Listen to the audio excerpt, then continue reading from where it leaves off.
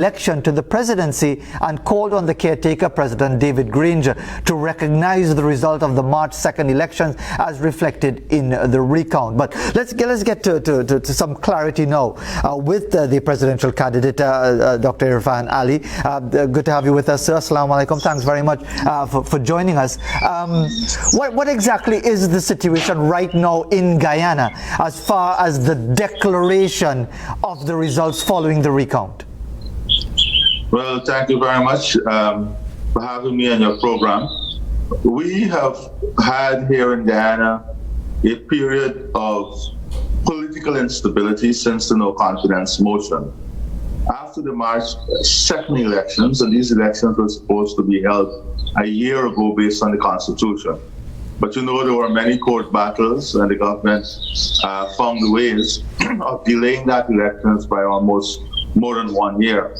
On March 2nd, we went to the polls, and after those elections, which were declared free and fair, the election, the activities were declared free and fair, but international observers and local observers and all stakeholders, with the exception of the APNU-AFC, saw tremendous credibility issues and fraudulent counting of the votes in District Number 4. That led to challenges and a recount process, which would have been concluded now, and the chairperson of GCOM would have declared, well, not declared, but would have concluded a meeting 2 days ago in which she ruled that the votes of the recount will determine the winners of these elections and the next president moving forward. And it is clear that the People's Progressive Party won the recount and won these elections by a margin of just about 15,500 votes, just less than 15,500 votes. So based on the Constitution, what has to be done now is for the Chief Elections Officer to prepare a report, a final report, and that report basically outlines the seat distribution for the National Assembly. And in that report, the chair will then take that report to the full commission, and she will make the official declaration of not only the president, but she'll also make the declaration in terms of the allocation of the seats for the National Assembly. So what sort of time, what sort of time frame are we talking about here? Yes. That meeting is scheduled for 2 p.m. today, in which the CEO should be acting in accordance with the instructions of the chair and the commission in bringing that final report, and that would basically pave the way for the swearing in of the new president, or the taking of the oath as it is constituted in the Constitution. But Dr. Ali, if that doesn't happen, if it is that, we were reading a bit of the Starbrook News coverage talking about the embattled Chief Election Officer Keith Lowenfield to present his declaration of results today to the Elections Commission, basically reinforcing what you would have just said.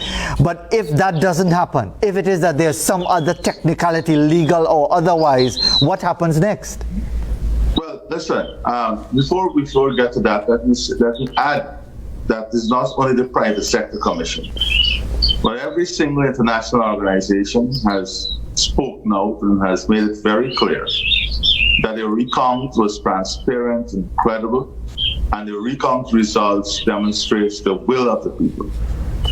International organizations, CARICOM is the one who supervised that recount. The CARICOM report was a very strong report, and they use the word, it is of their unshakable belief that a recount is a demonstration of the will of the people. So it is not that they're acting in isolation. They have a full understanding of what the world is thinking, what the region is thinking. So although we have seen manipulation of the system itself, we are hoping that the CEO of the Guyana Elections Commission can act in a manner in which is befitting to his office, and have those final reports presented. Notwithstanding this, however, as you have rightfully pointed out, and we have made it very clear, CARICOM has made it very clear, if any political party has any issues, there are provisions set out in the Constitution as to how those issues has to be dealt with. And those issues has to be dealt with through an elections petition. And we are not saying that they don't have that right. That is any political party democratic right. And we support democratic rights of all political parties. So they have that opportunity in an election petition. Mr. Lowenfield indeed can decide that he comes to the commission and act outside the law, outside the Constitution, outside the instructions that he's given. But then the commission will have to take action and make decisions at that point as to what they do in relation to Mr. Lowenfield and in relation to moving the process forward. And Dr. Ali, I would not like to speculate on what action that can be, but I want to assure you that there are provisions in the system, there are provisions in the procedural makeup of what has to happen for action to be taken and for this to be completed swiftly. As you said, Dr. Irfaan, this is a saga that's been running for about 18 months now, and we're still waiting for the final resolution. How much is this impacting on the governance of Guyana and the economic progress of Guyana at a time when it was seen to be on the cusp of an energy boom and huge development? How much is this impacting on Guyana's development? Well, Mr. Mohammed, it's very clear that it is a governance issue. It is a democracy issue. It's a rule of law issue.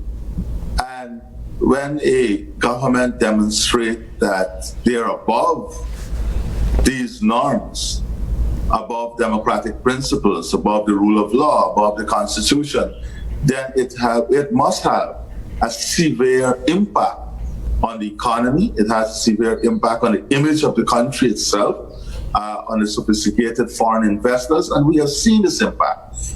Because we have seen a slowdown in foreign investment flows.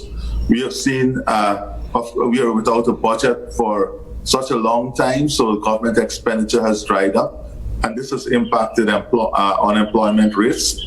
This has impacted the economy, and it is shrinking private sector participation. And then, of course, we have the COVID-19 pandemic that added even more pressure to that situation.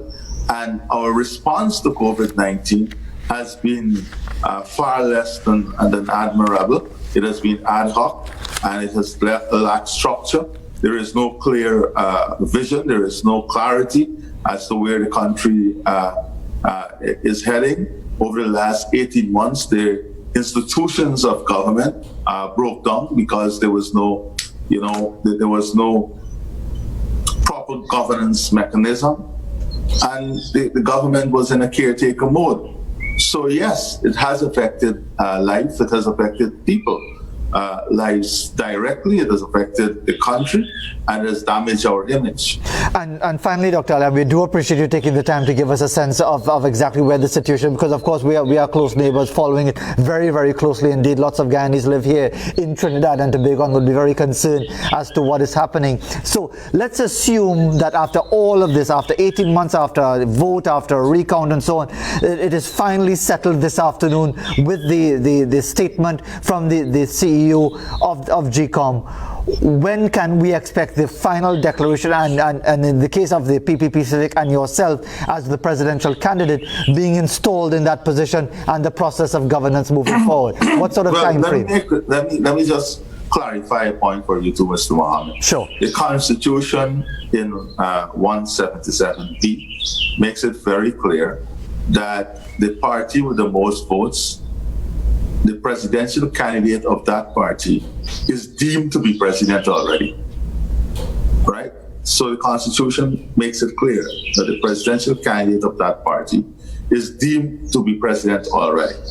Now, the report, as I said, is a statutory requirement.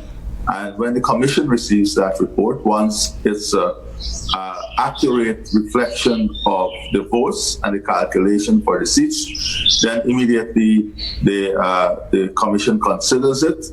They either unanimously agree or they have a vote, and then the chair would advise the sitting president, would advise the incoming president, and would advise the chancellor of the judiciary. That happens almost instantaneously, and then you move towards the commissioning of the oath or the swearing in of the new president. Well, Dr. Ali, let's see how things go with the developments today, how they take place, and we thank you very much for taking the time to speak with us this morning. Thank you very much for having me. I wish you and your viewers a good day, and we have to continue to do our bit in protecting democracy and the rule of law. It's important in every single country. Thank you very much, Dr. Muhammad Irfaan Ali, who was the presidential candidate. And as he said, based on the PPP Civics reading of things and indeed with the support of CARICOM and other agencies, that he the president-elect, and he's been supported by a number of institutions as well, including the business sector in Guyana. But 7:30 in Trinidad and Tobago, as we go to the break, well, Amarnath Subnaik submitted this sunset from Boodoo Trace in Penal, almost a dusty-ish kind of sunset, probably before the rains really came down, and we need to look out for some from rains as well. Now for a sunrise captured on the golf course. There's always time for golf. Is that the Prime Minister I'm seeing there? No, that's not the Prime Minister. Not playing golf at Petrotrin Golf Course. It was on the 14th of